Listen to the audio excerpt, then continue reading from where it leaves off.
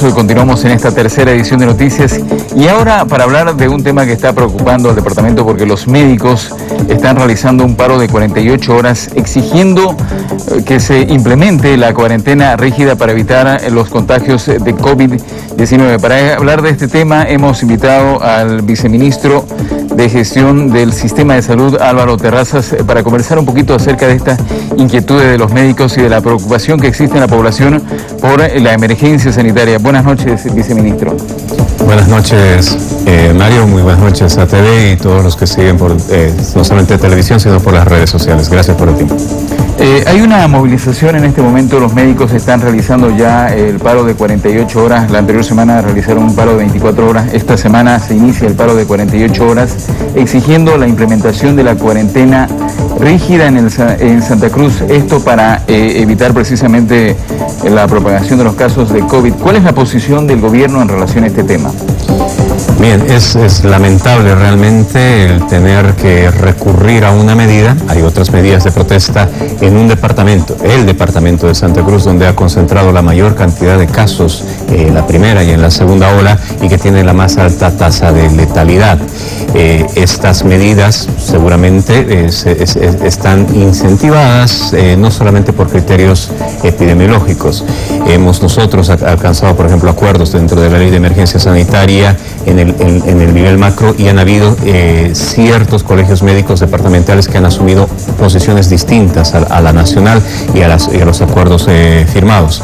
Entendemos de que hay requerimientos, hay elementos que piden, pero les aseguramos, y lo hemos coordinado con los gobiernos autónomos departamentales y municipales, las formas de cómo reforzar a los diferentes hospitales, y les aseguramos a todo el pueblo boliviano que las condiciones con las que ahora se afronta esta segunda ola son diametralmente distintas, mucho mejores las condiciones con las que se afrontó en la primera ola.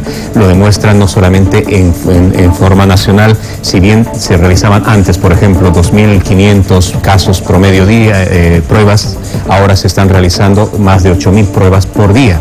Es decir, obviamente si buscamos, encontramos. Y a pesar de que tenemos mayores cantidades de casos, porque tenemos mayor cantidad de pruebas que se están realizando, nuestra tasa de mortalidad bruta está por la mitad de lo que se encontró en la primera hora. Las condiciones, hemos incorporado hasta hace no poco, la anterior semana, más de 3.000 recursos humanos a nivel nacional. Estamos en plan de implementar todavía casi un número similar a nivel nacional. Hemos aumentado 1.6 millones de pruebas diagnósticas, lo que nos hace saltar por eso de las 2.500 a las más de 8.000 pruebas. Y estamos incrementando también las vacunas, que son los tres pilares con los que estamos enfrentando esencialmente la lucha contra la pandemia. Lastimosamente, estas medidas no se pueden entender en una situación de una emergencia sanitaria. Sin embargo, también entendemos que esta protesta va también a la gobernación de Santa Cruz. Hoy los trabajadores realizaron una marcha exigiendo medidas más duras para reducir los casos de COVID-19. ¿Cómo ven esta movilización de los trabajadores de salud? Las movilizaciones son correctas, o sea, las medidas de protesta para pedir la reivindicación o lo que se pida son adecuadas. Lo que no debe haber es parar servicios de salud. Si se exige al gobierno nacional, al departamental, al municipal mejores condiciones, de acuerdo, hay que hacerlo, sentarnos a dialogar y ver cómo podemos mejorar estas condiciones. Pero lo que no se debe hacer es un paro de servicios de salud. Eso es definitivamente, no es un daño a las autoridades en salud, es un daño a la población en sí. Es por eso que estas amenazas de paros nacionales, de los servicios de salud, atentan contra la integridad de un principio básico. Hay el derecho a la protesta, es un derecho constitucional, pero el derecho supremo es el derecho a la vida. Y tenemos que superponer un bien gremial, un bien que si bien nos garantiza el trabajo efectivo, pero hay un bien mayor. Recordemos que en las épocas de la cuarentena rígida, no solamente hubo un declive y un debacle económico, sino también muchas otras enfermedades fueron desatendidas. Nuestras tasas de mortalidad, tenemos exceso de mortalidad en el año 2020 que sobrepasan las 20.000 muertes y hemos registrado reportado y se han justificado alrededor de 6.000 muertes por coronavirus. El resto, ¿qué es lo que pasó en la primera ola? ¿Qué es lo que está pasando? Tenemos la reaparición de sarampión, tenemos bajas coberturas de vacunación, tenemos altas incidencias nuevamente de complicaciones ya en casos graves de cáncer, de personas que necesitan hemodiálisis, entre otros elementos. Estamos descuidando un gran cúmulo de enfermedades que no solamente por el hecho de atender COVID y no ver las otras enfermedades, las otras no aparecen. Tenemos que dar esa respuesta a la población. Un paro de 48 horas o un paro de cualquier servicio de salud no solamente no implica que te atienda en emergencia, implica que no te voy a atender tu cirugía programada, implica que no te voy a atender tu estudio programado o tu consulta programada. Grave lo que está pasando con el sector salud. Lo quiero invitar al señor viceministro, por favor, para que veamos la marcha que realizaron los trabajadores en salud precisamente el día de hoy, para que escuchemos algunas de las demandas que ellos dieron a conocer precisamente en esta movilización.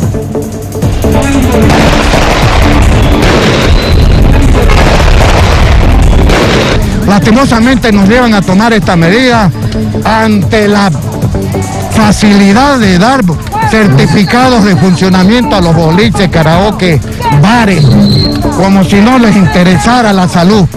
El carnaval le hemos pedido que estos 4 días tenga que haber sido una cuarentena, pero ahí está. Lo que es las campañas y el carnaval tienen prioridad ante la vida de la población y de los trabajadores. Ya hace 2 meses que lo venimos pidiendo desde antes de Navidad, que debemos tener mucho más cuidado. Ya no deben haber las aglomeraciones ni políticas ni de boliches, pero no lo entiende. Y ahí está las consecuencias hoy que estamos viviendo, con los picos más altos de la historia en este coronavirus y con personal de salud y población en general buscando hospitales, buscando camas en terapia intensiva y por último falleciendo. Entendemos que la parte económica es importante, pero también tenemos que tener cuidado en que no podemos abrir la ciudad, solamente tener un término de 4 horas de 12 a 4 de la mañana que no sirve para nada. Esta ciudad debe encapsularse desde las 8 de la noche hasta las 5 de la mañana durante 2 semanas por lo menos para poder bajar este pico. Ahí están los trabajadores de salud precisamente exigiendo medidas concretas para frenar la propagación del COVID-19. ¿Qué les puede decir a las personas que se han manifestado? Las declaraciones hechas por el dirigente, por ejemplo, de los trabajadores de salud pública, Pin Hurtado, están correctas. Y creemos que las protestas son correctas. ¿En el qué sentido? De que los municipios y las gobernaciones tienen que extremar medidas para evitar aglomeración, el cumplimiento de las medidas de bioseguridad y evidentemente en estas fiestas que vienen por carnaval, que hay la costumbre muy arraigada en nuestra cultura boliviana, tienen que ser restrictivas. Nosotros ya tenemos el decreto 4451 que marca la vigencia de prohibir los eventos que aglomoren personas para eventos de esta naturaleza, ya sea de actividades culturales, artísticas o de otra índole. Se tienen que hacer cumplir estas medidas. Eso está en manos de los municipios y también tiene tuición los gobiernos autónomos departamentales. Lo que no se debe hacer, e insistimos en este punto, es parar servicios de salud. El parar de servicios de salud es una misma contradicción contra lo que se está protestando. Lo que se está totalmente legítimo y reconocido, y es plausible incluso, es que alguien proteste mediante medidas, una marcha, no sé, un bloqueo momentáneo, un mitin. Esos son elementos que son válidos y con eso podemos hacer escuchar nuestra voz. No diferimos totalmente de lo que decía el señor Hurtado, ¿no? Sin embargo, el gobierno es consciente de que hay colapso de hospitales, que faltan camas, faltan terapias intensivas. ¿Cómo están afrontando esta situación? Porque hay pedidos a nivel nacional.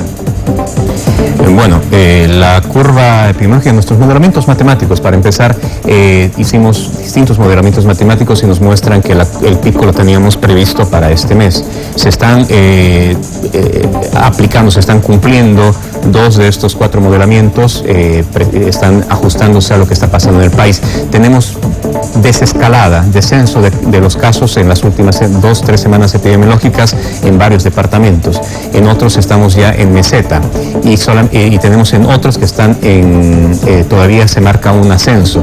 Nosotros vamos a todavía analizar cómo terminamos esta semana epidemiológica, que ya dentro de la curva nacional estamos entrando en una meseta y estaremos estimando lo que se había pronosticado a través de estos modelamientos matemáticos. Las medidas que se han dispuesto a través del decreto 4451 da esta tuición para que se puedan tomar las medidas restrictivas, y esperamos que en carnaval nosotros vamos a tomar las acciones y emitir las medidas correspondientes. No se aflojen las medidas de bioseguridad, no nos relajemos. Ahora en el ingreso al canal es grato ver un mensaje que estaba aquí en ATV, indica el COVID no se ha ido, y es así, el COVID no se ha ido, el COVID continúa con nosotros, y hasta que no inmunicemos un porcentaje significativo de la población no vamos a poder dejar de descuidar las medidas de bioseguridad. Ya para concluir, señor viceministro, ustedes como gobierno nacional van a propiciar un diálogo entre los profesionales de salud y las autoridades médicas para que se llegue a una solución a este conflicto, a este paro de 48 horas. Nosotros estamos dispuestos a entablar diálogos ya en el sentido de socialización, porque hemos tenido un diálogo entero de más de 6 horas, 8 horas, hasta las 2, 3 de la mañana, con el Colegio Médico, con el FECIRMES, con el FECIMRAS, donde hay registros audiovisuales de cómo se desarrolló estos. Hemos sido grabados, todos sabemos, se graban para elementos históricos, y lo hemos mostrado de cómo hemos llegado al consenso y al debate punto por punto. Pero también hay un acta firmada por el Colegio Médico, un acta firmada por el FECIMRAS y el FECIMRAS, que son los sindicatos médicos y de ramas afines del sector público y de la Seguridad Social, las cajas. Lo que no se puede entender, y me pregunto, usted o cualquiera, los televidentes, si yo firmo un acta, llego a un acuerdo y un día después digo que desconozco esto y que no estoy de acuerdo, ¿qué garantía puedo tener de volver a hablar con alguien este tipo de diálogo? Nosotros hemos firmado un acta y hemos cumplido con el acta. Nosotros hemos estado dispuestos con el diálogo y lo hemos aperturado, pero no queremos de que esto se entre en un juego, en un vaivén sin sentido, donde no hay garantías. Se levantan las medidas, las amenazas, y podemos comenzar con la socialización, y como hemos puesto en el decreto, perdón, en la ley, los artículos que además han sido modificados dentro de esta reunión pueden ir al decreto reglamentario para adentrar a mayor especificidad como se ha puesto. Y no podemos nosotros, con una lógica, trabajadores de salud, autoridades en salud y todos los gestores en salud, administradores de la salud, tenemos que garantizar la salud del pueblo boliviano en una emergencia sanitaria. Muchísimas gracias, señor viceministro, por este diálogo. No, un gusto.